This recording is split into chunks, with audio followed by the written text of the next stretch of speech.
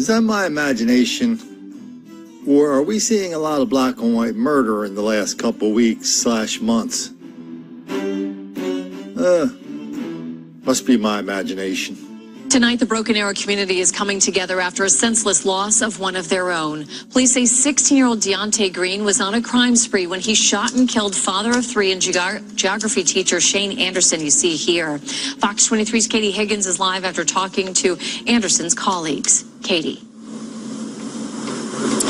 Yeah, I went up to Anderson's classroom and he had Star Wars trinkets and Minions posters all over his walls. But today his students were the ones who went into his classroom and posted notes of affection on his walls. Do or do not. There is no try. The famous quote sits on Mr. Anderson's desk in his classroom at Oneida Ridge Middle School. He was well loved by his students. Anderson died living out that mantra when an armed teen confronted Anderson and his family outside their South Tulsa home. Police say Anderson struggled with the gunman to protect his family. Police say Deontay Green was on a destructive crime spree when he shot and killed Anderson in front of his family. I was shocked.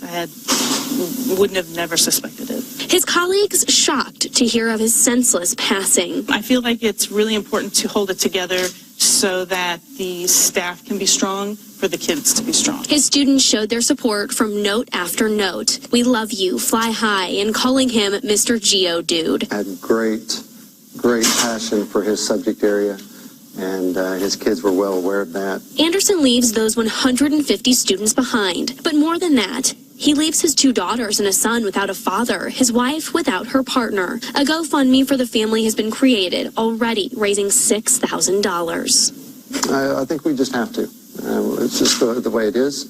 No one wishes this on anyone else, but we are BA, and we are a tight-knit, the large school district and community. We band together. It's amazing how easily they dismissed the fella who killed that teacher. Well, what was he doing? Oh, he was on a crime spree. They made it sound like he was like on his way to Disneyland or something. Oh, he was on a crime spree. Oh, everybody knows what that means. Did he have a record? Is this the first time he ever did this? Did he do it a few weeks ago, a few months ago? Should he be in jail right now? For things he already did, but for things they're letting people go for now. Lots of questions. This TV station's had no interest in answering them whatsoever. Why don't we head down to, head up to Rochester, Minnesota. This is a weird story. So if you've ever been to Minnesota, you find out pretty quickly, usually firsthand, about what Minnesota nice means. I wrote a book a few years ago about hitchhiking through the country. I spent 4 months out there, spent a lot of time in Minnesota, all on the side roads. The book's called Redwood to Deadwood, for any of you diehards who want to read it. But when you get to Minnesota, you know, people are picking you up, they're taking you to lunch. Remember one guy picked me up, nice guy. He said, come on, let's go get some lunch. We went to a real nice place.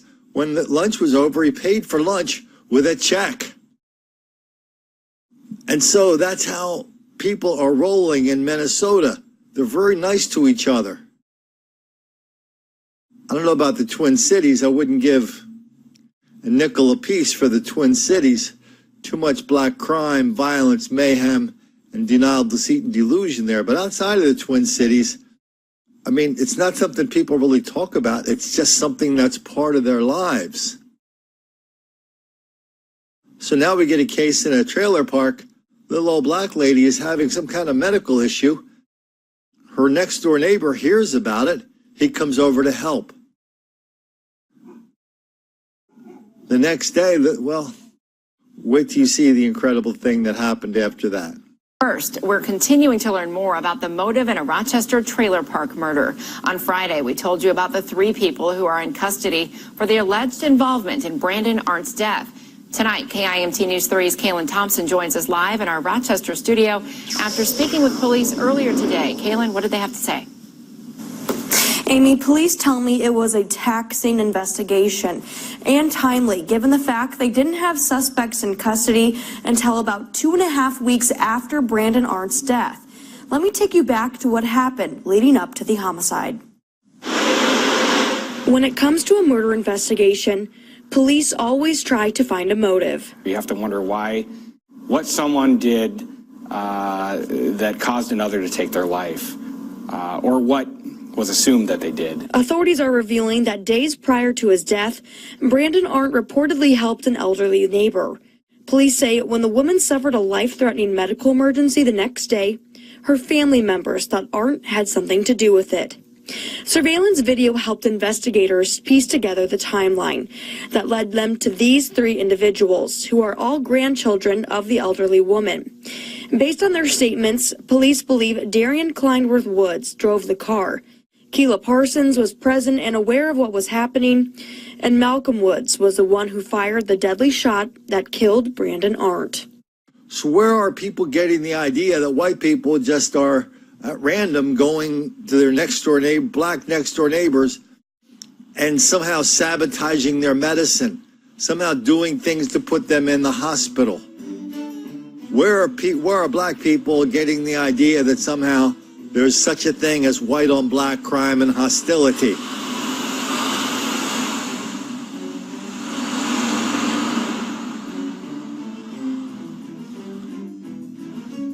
I mean, where do you get that idea except every day in CNN, MSNBC, D.L. Hughley, Oprah, lots and lots of places are passing this fairy tale around that's part of the greatest hoax of our generation, the hoax of black victimization. So these 3 young guns decide that, oh yeah, they got this figured out they got it figured out right away. The white guy did something, we have to go kill him for that. That's Minnesota.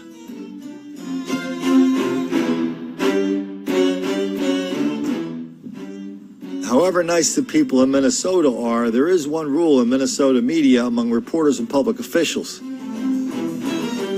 You must not make those black kids angry.